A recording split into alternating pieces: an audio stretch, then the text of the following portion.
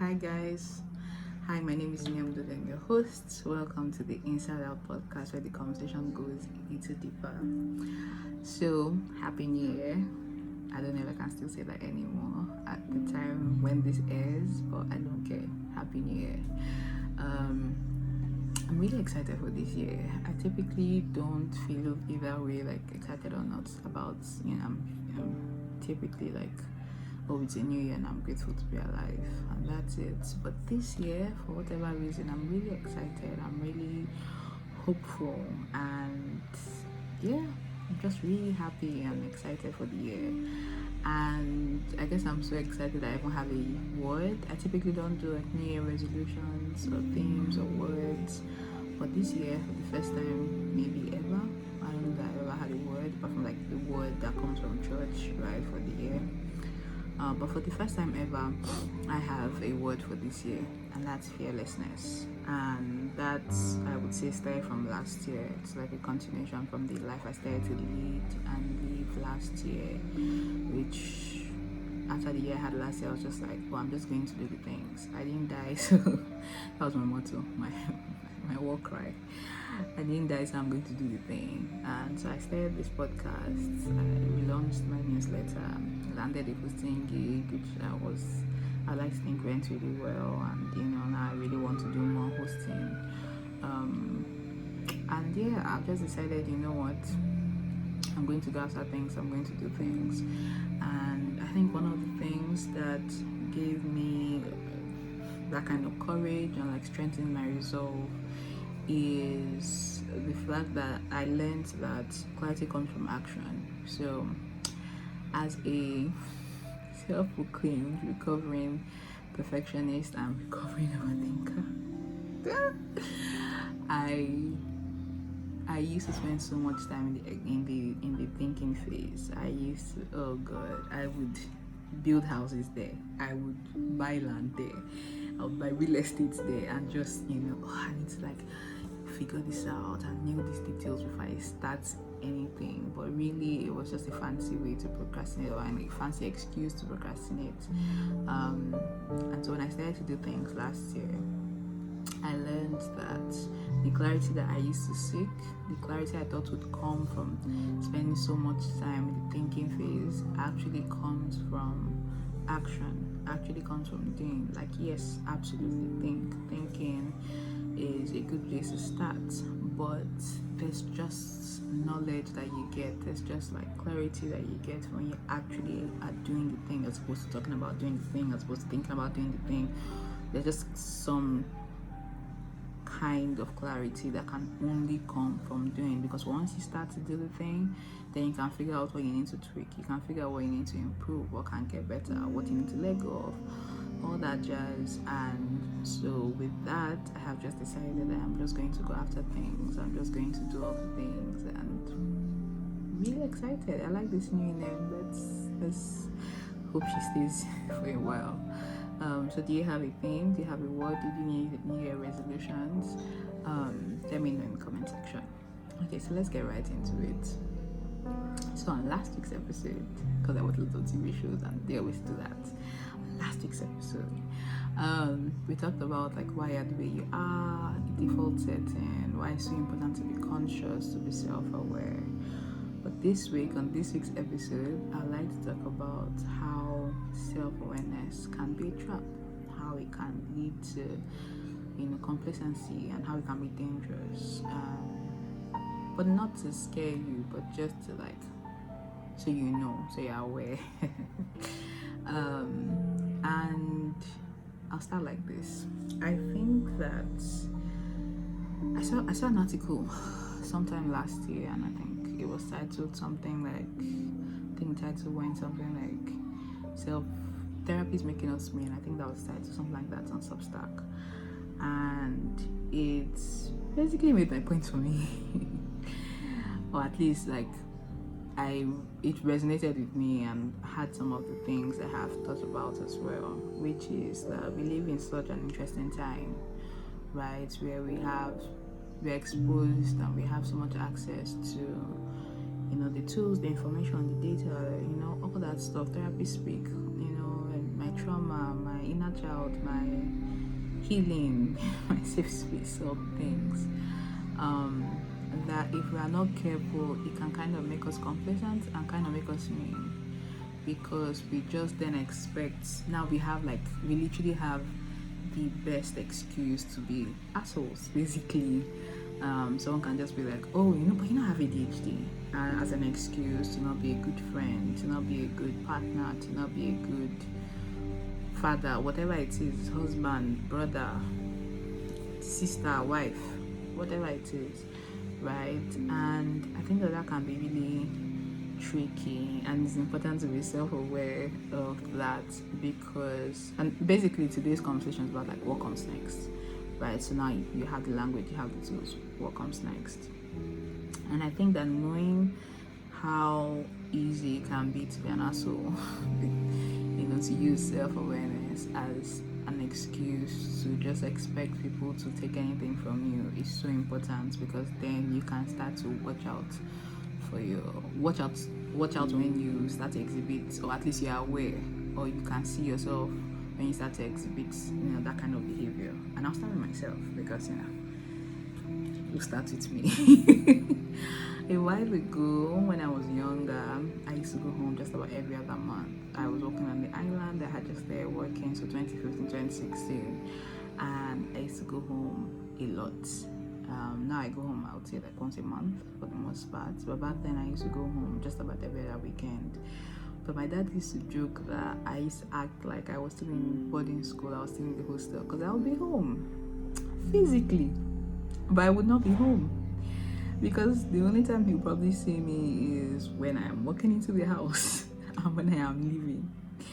Because once I was home, I would just be in the room, just mind my business. And I had the perfect excuse, like, come on, my family members know, like, I'm an introvert, I need my space, I like my space, all the things. And I wasn't trying to be an asshole, but I kind of was being an asshole without meaning to, because I just expected them to get with the program, just like accommodate me, because what's love if it's not accommodation? What's love if it is not acceptance?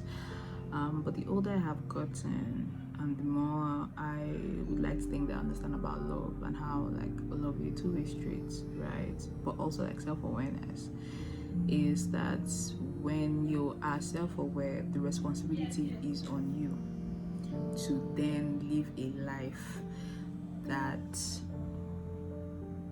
makes sense to you, but makes sense to other people, right? If I have, like, I'm an introvert, yeah, but then it doesn't mean that I use that as an excuse to hide, or that I use that as an excuse not to live my life, not to have friends, not to be a good friend, not to show up when I need to show up, right?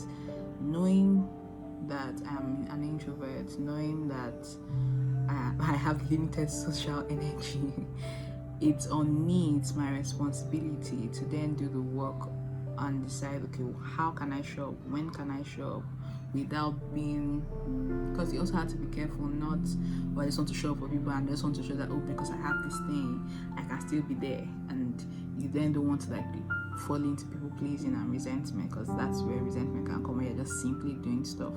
But like, it's what comes after responsibility is, burden is a bad word, but is what comes after self-awareness rather is responsibility. It's like, okay, now I know that this is who I am, and this are my patterns and my triggers, and this is why I think this way, and this is why I want this thing, and this is why I act that way. So now it's on me to then work on myself to be a better person, to be a better person to myself, to be a better person to get along with, to be a better person to just be a better person. And so going back to that story of how I used to be, the older I got, the more I understood myself, the more I understood love, the more I understood self-awareness. I started to make an effort with my family members and my friends, where I'll be like, okay, yes, I'm an introvert and they know this and they love me regardless, but then that's not an excuse to not be a better child, to not be a better sibling, to not be a present friend. So what that looked like in practice is, now I would go home, but I would make an effort to actually be home, to not just be home in name, but to be home with my family, so like my family members, so talk to them. This makes me sound so bad, or the previous me sound so bad, but like talk to them, spend time with them, do the things that they want to do, because that's the thing, the difference in like personalities, love languages, all that stuff comes into play. Because like, okay, yes, I'm an introvert and I just want to, and I'm a homebody, but for instance, someone like my mom really likes people. She's extroverted and likes to go out sometimes. That's already is a clash. But like, what is there a middle ground? Is there a way to like meet her halfway, as opposed to just expecting her to constantly meet me and constantly be understanding of the kind of child that she has? And so yeah, I would like to think that in the following years I've done a good job, with that. But that is just an example of what it means to be self-aware. Self-awareness is not an excuse to, like I said, be an asshole. It's not an excuse to be complacent, and then it's not an excuse to not grow, to just stay there. And that reminds me of a podcast I stumbled upon on Instagram, where this lady, it's a podcast she does with her husband, and she was thanking him because I think he had just been diagnosed with ADHD, and she was thanking him for like how he was handling it, because she was basically like, oh, I was really worried about how it was going to affect our relationship while trying to be supportive of you, but yeah, I was really worried about this, and I just want to like thank you for how you've been handling it. And it made me think about basically what I've said already, which is how like, because now we have again exposure to like therapy speak and all these things, there can be a tendency to just be like, oh, but I have OCD, but I have this, and that's just the way, and this is just who I am, this is just this. And it really is so important that we take self-awareness as an invitation to know ourselves and to work on ourselves, not as an excuse to just be ourselves, not as an excuse to just expect other people and life to consistently bend to us, as opposed to trying to be better people and people that people want around. Because yeah, it can basically be a trap, to an excuse to be complacent. And another thing I find really interesting but not interesting good about self-awareness is, and the whole point of this is about how self-awareness is literally the beginning. It is just the stepping stone. It's literally like, okay, now you're self-aware, great, now you are conscious of who you are and your patterns and your triggers and all these things. They're just starting. Welcome to the club. Now what comes next? What happens after? And it's like this lifelong journey, on trying to figure out who we are, trying to become a better version of ourselves for us, so that we can show better in our relationships, our work, in life. But yeah, because I truly believe that like we are our life's work. Like, relationships are important, work is important, taking care of our bodies, all of these things are important, but we are life's work, because like as long as you live, you always have to live with yourself. And if you don't do the work to figure out who you are, to figure out like what's going on inside of you, and again, because just life is just interesting that way, there's no I have made it, this is not Candy Crush. I don't know if Candy Crush has an end, but this is not okay. By the time I get to 17 now, yes, absolutely, I know myself, and I'll never ever make a mistake, or never ever like have to repeat a lesson that I thought I had figured out about myself. Nope, we die here.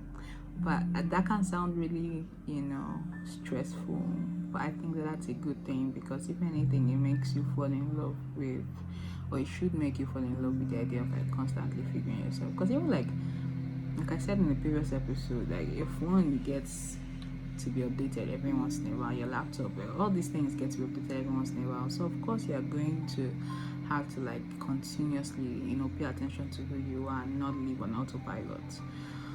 But yeah, having said all of that, I think that one of the most frustrating things about being self-aware or self-awareness is when you have to go through something you thought you had gotten over.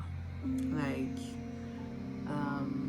I used to be such a people pleaser, and I think I could be biased, but I think that there's something about the way that Nigerian women are raised from a young age, where it's like, oh, you have to like take care of everyone, everyone's mommy, everyone's all of that. That can make a lot of Nigerian women, myself included, like really people pleasers, like huge people pleasers. And again, the thing with being self-aware is like, okay, now you know your default setting, so you have to like let go of it and like replace it with new information. It sounds so cyborgy, but yeah. But yeah, I used to be such a people pleaser and just like wanted to take care of people, which again, sometimes the thing in itself, the thing that you want to do in itself is not bad, but like if you are doing it at continuously at your expense, then it can lead to resentment, which is never a good thing. But yeah, people pleaser, and I thought I'd outgrown it. I thought I'd gotten to a place where I was comfortable with saying no, right? And I could choose when to like give in and when to knew when to do that, when to like, sure, let's do it, and say, oh, absolutely not, this is not what I want to do right now, without still being kind, without being like an asshole and all the things. But then something happened last year, and I found myself in a situation where I was saying yes, even though everything inside of me wanted to say no. I remember leaving that situation and getting home and being so pissed at myself, because I was just like, oh my god, like, we are too old for this. Like, what is this nonsense at this big age? Like, what's this rubbish in them? And I hope with all of the things I'm saying, like, you really feel like, because I think that to me is an exciting, at least to me, that exciting thing about life is that there's no, your life will always humble you, because you think, okay, I've absolutely dealt with this level of life, I've learned the lesson here, and then something comes and you see whether you've actually learned the lesson or you need to take the exam again. And so that was just like one time where I just had to basically retake the time. I'm like, okay, this is still an area I still need to deal with. And I think that's the interesting thing about being self-aware. This journey of self-awareness is that you constantly have to pay attention to yourself, because what's the point of saying you're self-aware, claiming to be self-aware, if nothing is changing, if you still have the same patterns, if you still have the same triggers, if you are still as triggered, right? You can still have the same triggers, but at least maybe not be so triggered, the exact same volume, exact same level every single time, like make progress. So I thought it was interesting to start this year with this conversation, because obviously January, there's always that whole new year, new me conversation, and I don't subscribe to that, because I don't think that January is the time, or that any time really is the time to just throw yourself, try and wear on someone else's skin, or try and be someone else. I think it's more helpful to take a hard look at ourselves and be like, okay, where am I doing well? Where am I still struggling? And basically, what's something that maybe last year taught me, or maybe my life generally has taught me, that I still haven't worked on? Like, or maybe you've learned that you are short-tempered, but you haven't done anything about it, right? Because like I said, self-awareness is not an excuse to be an asshole. It's an invitation to do the work. So if you know that, okay, yes, I'm short-tempered, it's not then an excuse to be like, oh, but this is just who I am, right? Like, this is just how I am. It's your responsibility to be like, oh, I'm short-tempered, so maybe I will act a certain way, maybe I will do things differently, maybe I will work on figuring out what my patterns are, what my triggers are, so that I am not so easily triggered, or even when I am triggered, I can handle it better. So yeah, that's why I thought this was important to have this conversation. And I'm going to leave you with one question, like, what is it that you think, instead of doing the whole new year thing, because the big thing I'm taking right now is, I think whenever a new year comes along, there's this tendency to want to have a million goals, to want to aim for the sky, which is not a bad thing. Like, want to do every single thing, like 10 things you want to do this year, 20 things you want to do this year, 15 things you want to do this year, but I think it's more helpful to have one goal that you can break into smaller chunks, or break into like certain time frames, but I think it's more important to have one goal. And so for me, I would say, like I said, this year is to be fearless. Like the one thing I really want to attack in my life this year is fear.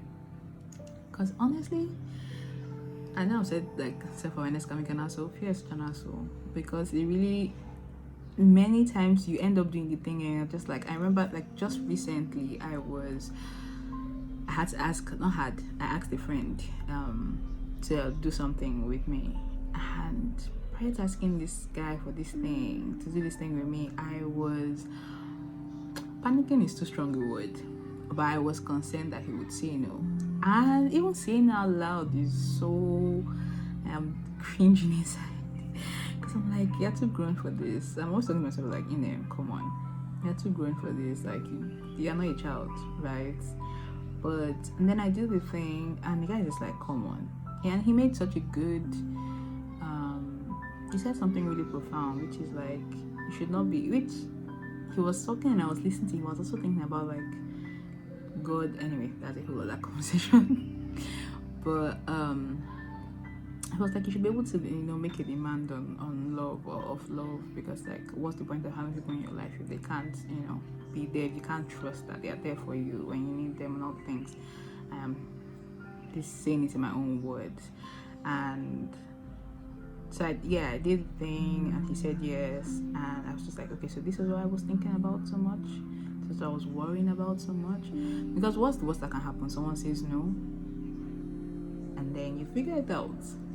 So I hope with these few points of mine, I've been able to convince you to not let self-awareness make an asshole, to let it be an invitation to do the work.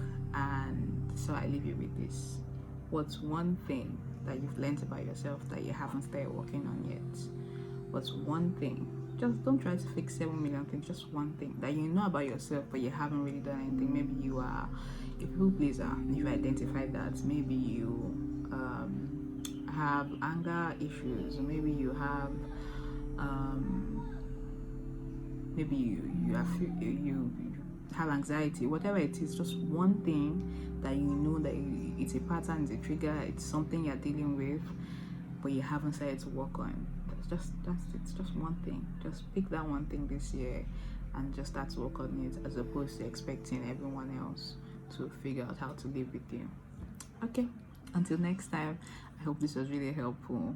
Until next time, bye. Like, subscribe, do all the things.